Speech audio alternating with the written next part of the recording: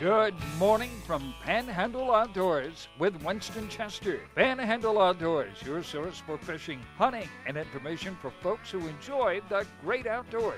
Now sit back, relax. It's Panhandle Outdoors. Good morning, folks. Welcome to Panhandle Outdoors. I'm Winston Chester. I'm glad you're here this morning. Got a great show lined up. Got some good reports coming in, some good pictures, and a good video. What else could you ask for? Just a bunch of good news on outdoors brought to you here by all kind of good sponsors, and we appreciate you supporting our sponsors. One sponsor is Haney Technical Center, with the big programs they have over there. Get a chance to run by, check them out at 767-5500 or Baldwin Road and Highway 77.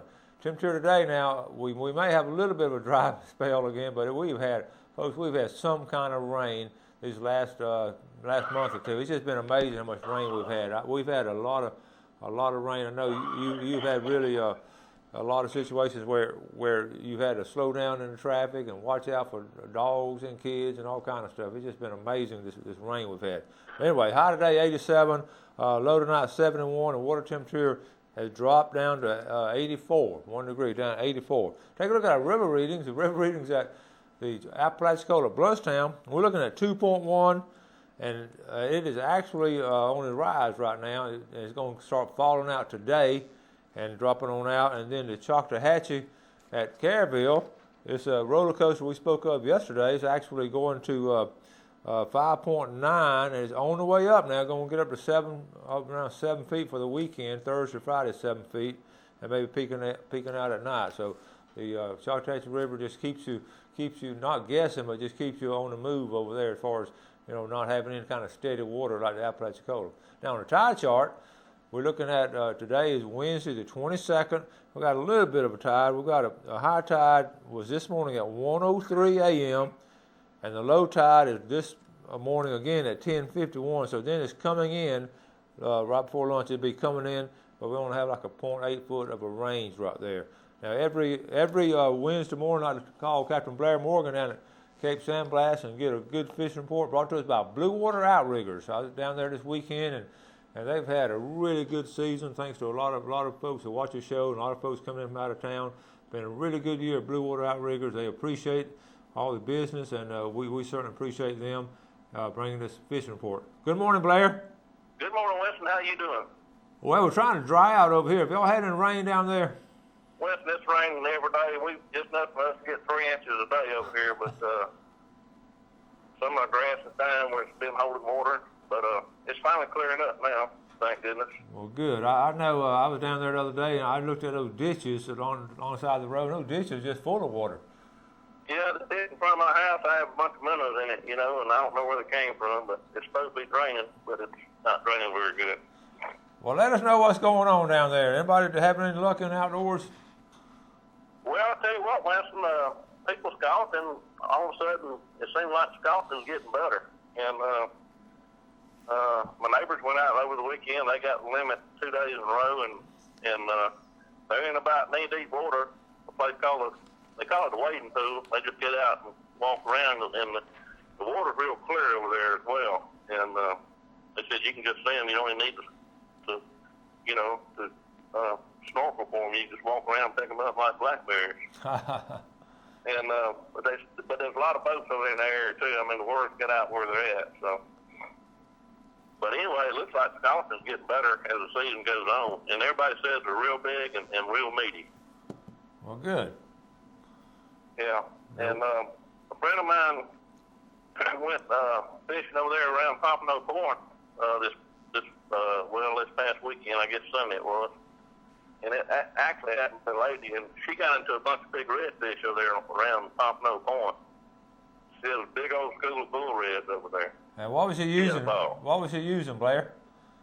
She used a gold spoon. Very good. Actually, she said she tried salt water and a lot of different stuff. Said they wouldn't bite anything but a gold spoon. That's something. Yeah. And that might have something to do, we talked about this before, that might have something to do with the color of the water. A lot bit of rain coming in there, sort of maybe not quite as clear. That gold spoon seems to work better sometimes like that. Yeah, that's right, Wilson. I'm sure it's got something to do with the color of the water. Yeah. And that gold spoon, puts off a pretty good flash. Yeah. Other than that, they're catching triptail over here in the Apalachicola Bay, but and some redfish over there. Oh, good. But these storms have been terrible. I mean, really haven't had a whole lot of time to go fishing because of all the rain we've had over here. Yeah, that's the truth. You guys haven't been able to go offshore hardly any, have they? No, they haven't been going offshore. Yeah. Well, you know, my house up there in the woods, I've got a couple of low spots in the yard up there, and I was up there last week one day, and they're holding water, and one day they were full of tadpoles, and the next time I went up there a couple days later, they were full of baby frogs. Yeah. Out there in my front yard. Yeah, that's amazing. You're real close to nature up there and takes hell like that. Yeah. Well, okay. Anything on freshwater? Haven't heard a thing on fresh. What I have heard on freshwater is not good. Yeah. Nothing's really started biting too much in freshwater just yet. Well, I think it's has to cool off a little bit, you know. Okay.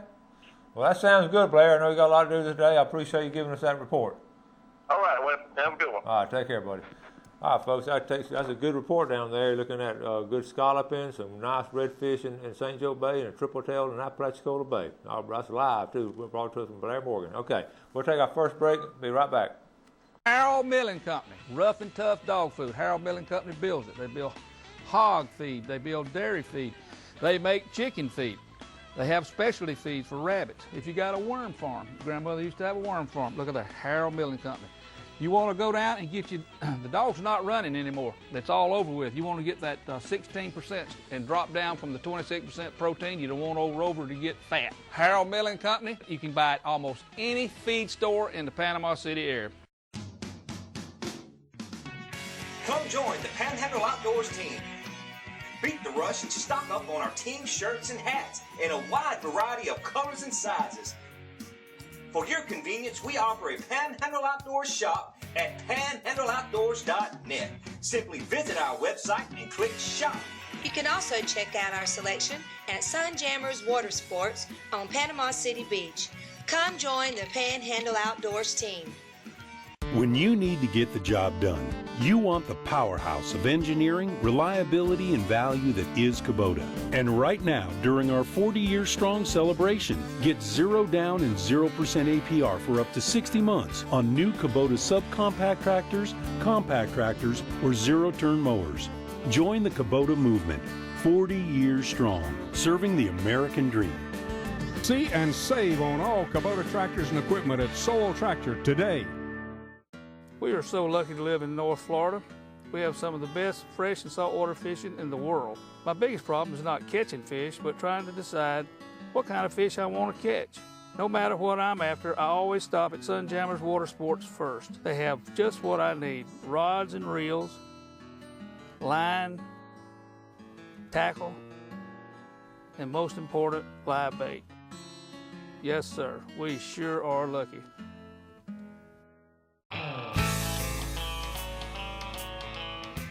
Okay, welcome back. Glad you're with us. It's ironic that Blair was talking about those scallops. I had part of my show today was talking about the same thing he said, so we're going to get that a little bit later. But first, you know, a lot of the turtles are hatching now, and these, we didn't have to send word to a lot of these fish know it.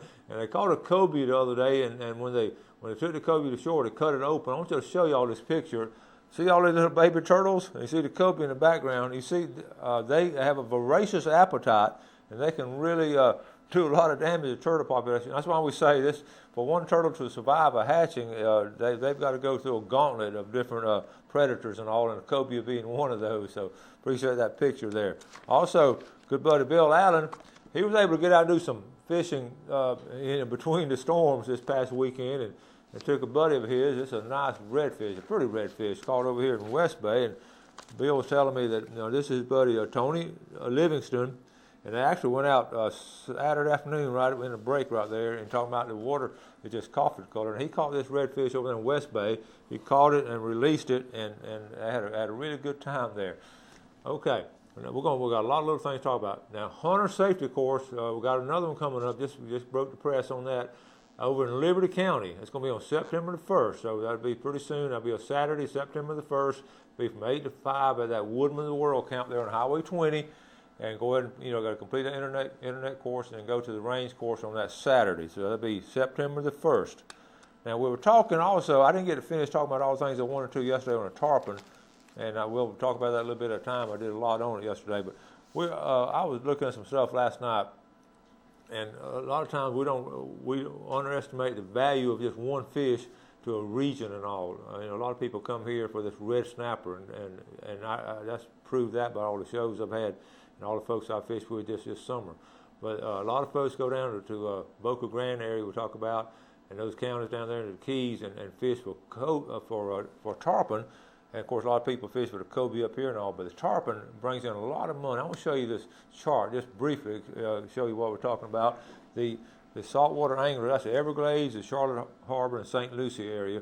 But right here, I want to just show you the expenditures, what people spend on the money right here. The Everglades, that's in millions, $100 million, okay, for guides and motel rooms. Charlotte Harbor is $64 million, and $11 million in St. Lucie River just on fishing for the tarpon. So you can see the total impact, the jobs it produces, the personal income of the guides and the people at the motels and the restaurants, and the taxes. State tax gets 11, and federal tax right here gets 13 million. So the tarpon fishing industry is alive and well in Florida, and it has a tremendous impact. And I was talking yesterday about the tarpon fishing up here in this area. It doesn't have that kind of impact, but it could, because there are tarpon out there. Okay? Now, let's go ahead and I have one tip of the day.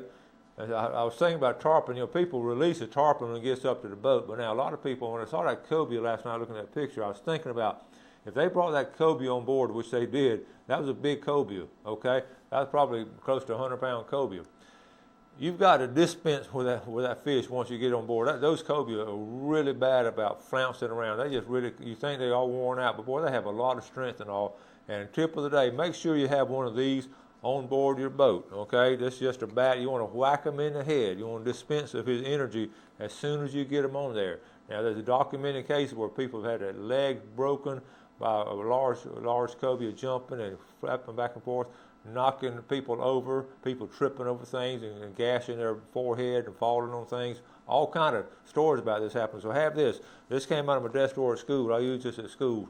Not really, but something like this. Just a good whack to the head, dispense them and take him out of his misery right there. Okay? That's our tip of the day. All right, let's take our break and we'll be right back.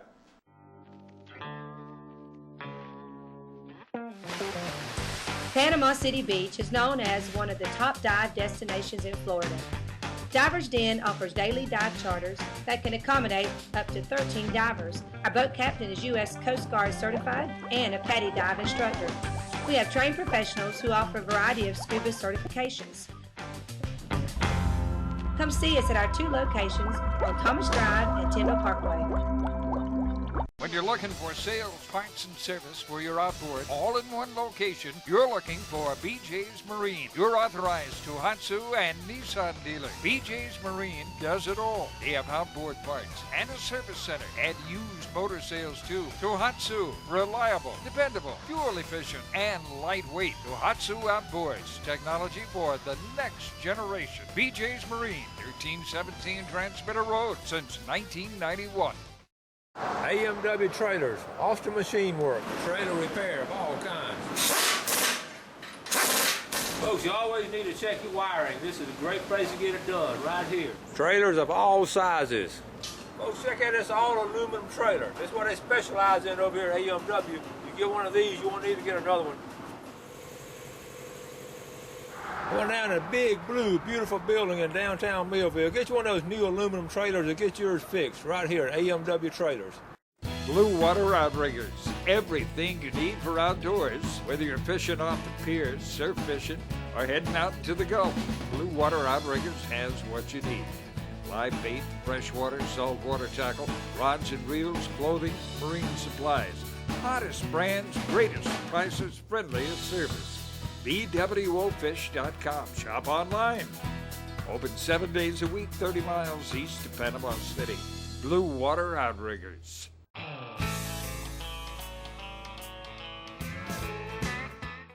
Welcome back. I'm going to say good morning. Jimmy King. Watch the show every morning. Appreciate you watching the show, Jimmy, and you and your wife, and hope you're doing a lot better now. And good talking to you the other day. Now, I was talking about this, getting this picture of this 14-foot gator, and I was a little hesitant when I first saw the picture because I thought it might have been Photoshop because it was so large, it didn't look right. I didn't want to really bring it in and show it to you, so I started checking it out, and authenticated it. And this is this 14-foot gator now brought out from Lake Talquin last week.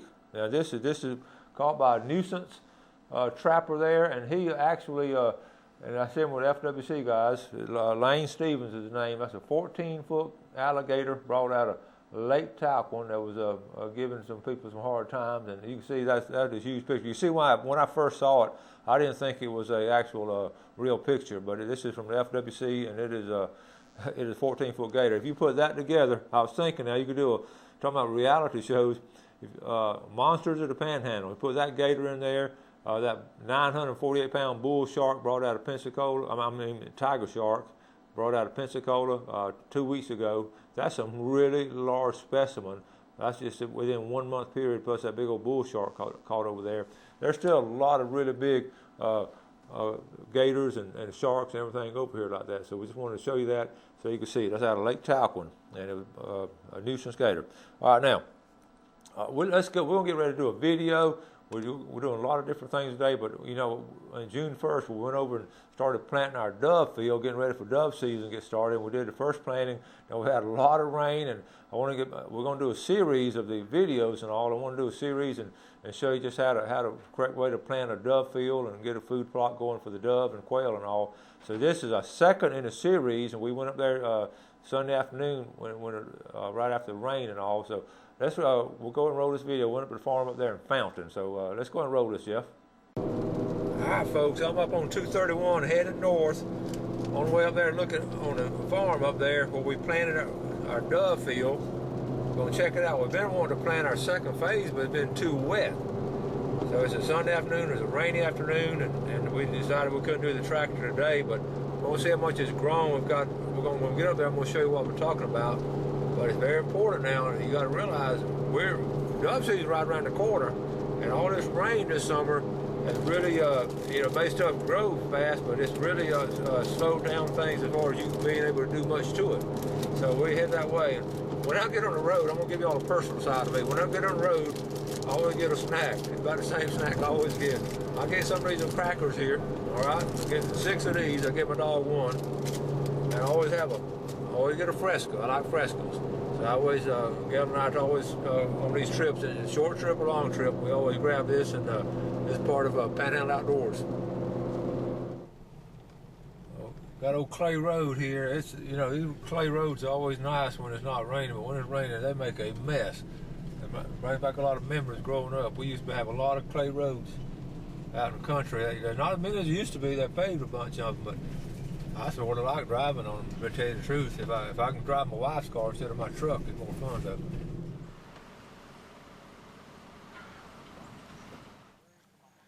Well, the first thing I want to check when I got up here, check out the pond. At the beginning of summer, we put a goose and 2 ducks in here, like duck, goose. I want to check on them, and I want to come up here. All I see is 1 duck and a goose, and I'm afraid over the summer, either a bobcat or a coyote got that other one. They had a bad wing, so now it's duck. You can't say duck, goose. You got to just say duck, goose. But we've seen a bobcat on a trail cam up here.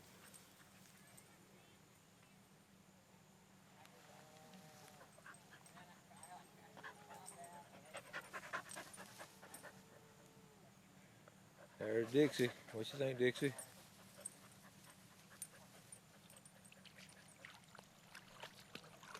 Pond has added a lot of water this summer.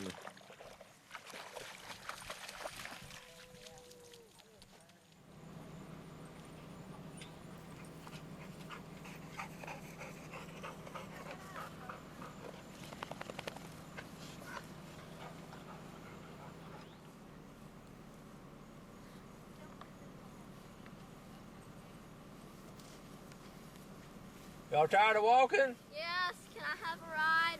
Y'all try. Way over there. I y'all just want to ride right around there behind the fence. Y'all tired of walking? Me and him went running all the way down here. I saw that. That was good running. Listen, how's the crop look?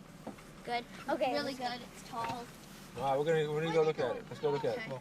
On the water or under the water, success starts at C&G Sporting Goods. C&G specializes in fresh and saltwater fishing tackle, floundering supplies, spearfishing equipment, and much, much more. C&G also has licenses, maps, and expert advice on where to go. For over 59 years, C&G Sporting Goods has been the headquarters for the outdoors man. Fishing, hunting, camping, guns, and ammo. They've got it all. C&G, home of the experts, downtown Panama City.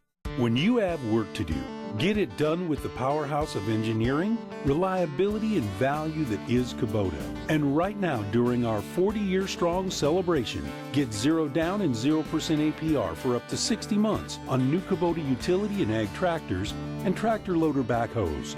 Join the Kubota movement, 40 years strong, serving the American dream. See and save on all Kubota tractors and equipment at Soul Tractor today. Bill Kramer needs to buy vehicles outright or take them in on trade. Our pre-owned business is great, and we need your vehicle this week to supplement our pre-owned inventory. Get a 15-minute no-obligation appraisal. We're buying Fords, Chevys, and Cadillacs. We're buying Toyotas, Nissans, BMWs, and more. You name it, we'll buy it. All years, all models. Nothing too old, nothing too new. Bill Kramer is buying them all, and we will not be outbid at Bill Kramer's Chevrolet, Cadillac, Buick, GMC. Are you still waiting to do something with your IRA, 401k, annuities, or other investments? My dad has an economics degree from Vanderbilt University, and he helped me with my homework. A lot of people call themselves financial planners, but my dad passed a board exam to be a certified financial planner. He's very easy to talk to, and he spends a lot of time with me.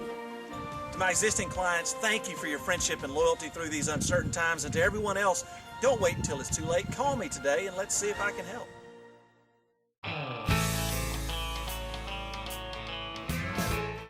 All right, we're up here at the field. Walter, this rain's been nice, isn't it? It has been a lot of rain. Listen, we're talking about, we planted 3 fields, and we got them numbered. So which number is this? This is number 3. They're numbered from the south. So 1, 2, 3, 4, 5, 6 at the north. So we planted 3, 4, 5. Correct. 3, 4, 5, and we planted on June the 1st. Right. June the 1st. And you can see, we got, in this field, we planted sorghum and Sesame.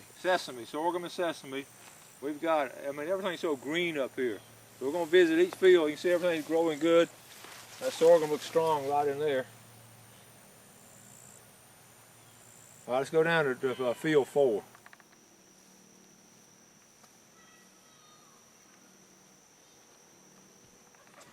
I don't think it's like a little something an animal could eat, though. What does it smell like? Peanut. What's in it? Peanuts. A little bitty, that's gonna smell like peanut. Oh, this is Brian Baxter. Now, Brian, you're originally from Jackson County. Jackson County, Now, yes, you sir. ought to know all about this plant stuff. Well, a little bit. Not a whole lot. Well, Brian's going to hunt with us this year, and all, so we're up here checking everything out. And on this is field 4, right? Field 4. Field 4. What do we plant here? Here we planted corn and soybeans. Tell us about how we planted. I remember how we planted the corn. It was. Yeah, we broadcast the corn instead of using a corn row planter, and you can do that, but really it has to be the optimal depth. It has to be the optimal spacing, and I think we're figuring out that they made corn row planters for a reason. Yeah, and you can see we don't have a good showing right now in the corn, but we hope it got some of it up there, but we don't have a whole lot of it. The good thing is that we staggered our planting, so we still have yet to plant some corn, and so we can do it the right way the next way around. Yeah, for like the second phase of dove season. Brian, you like to bird hunt? Yes, sir. Like to hunt anything. I had never met anybody from Jackson County who didn't like to bird hunt. It was Stan Kirkland he's from Sneeds, and he liked to bird hunt. Yeah, when we pulled it open, I was like, ew, and it has this gummy stuff on it. It's like clear toothpaste. oh, wait, Nectar. that's not your fault. No. I was going to say something, then I was like, well, I'm going to forget it. All right, this is field 5. This is field 5. And this is the best looking field of all. Walter, what do we have in here? Here we have sorghum and sunflower. And Whitney, have you found a sunflower? Right there. Show us it to us. It's a little baby. It's a little baby sunflower. And, whoa, right, this is a little teeny, scrawny one like that. Well, look at all the sorghum all out of here. There's all the different stages. This is just coming on right here. Hey, Walter, this is my dove stand right here. Look at this little baby Coach sunflower. Chester, Field 5, West End. Then there's a big one, or bigger one. It's really pretty. It's growing a lot better than I thought. Here's the one right here.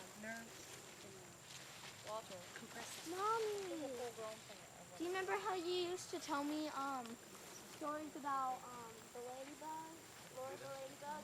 Man, this made good. There's a lot of seed out here on this. This made good. I think it might be a little wetter here, maybe, or more fertilized. What?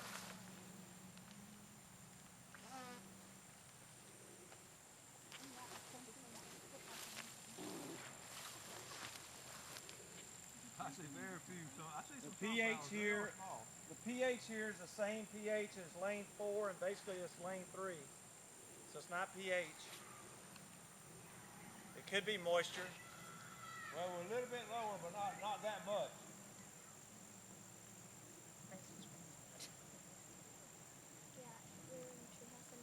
And there were some rocks, and there was like little baby chipmunks about that big, and they were running around, and we were throwing trail mix around, and then like there was a big quail, and I'm not kidding, probably 10 little baby quail about that big, walking right behind it. I mean, in like almost a perfect line, just following over there to the trail mix. It was so cute.